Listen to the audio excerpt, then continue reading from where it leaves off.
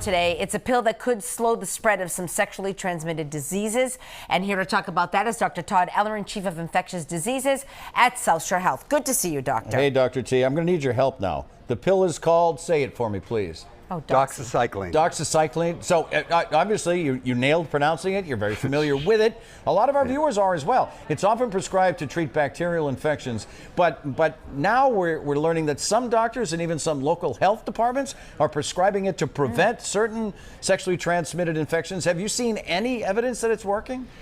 You know, Eddie, I have used this before, even though it's not currently being recommended on a national level, but other places are too, like San Francisco. Here's the key. Sexually transmitted infections like gonorrhea, chlamydia, and syphilis are on the rise. Syphilis is up 78%, congenital syphilis up 200%, gonorrhea up 25%. We need new tools in our toolbox in order to decrease this, and it looks like from a study that was just published in the New England Journal of Medicine in the spring that single-dose doxycycline after condomless sex in men who have sex with men and transgender women decreases those 3 bacterial STIs that I just mentioned by 60%. That is a big deal. We need something new, and that could be it.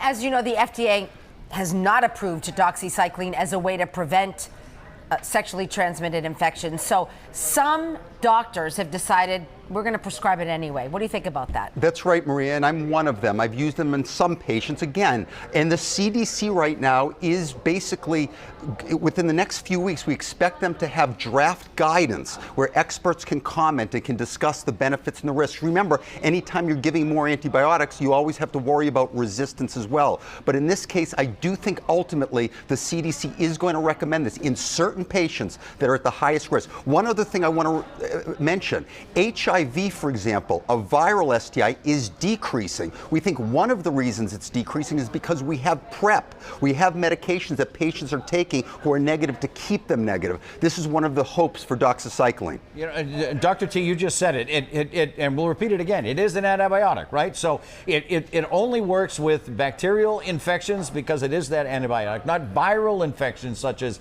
Mpox, herpes, or I know you just mentioned HIV and some promise, but in your opinion, is there a risk of prescribing antibiotics to people who aren't even infected?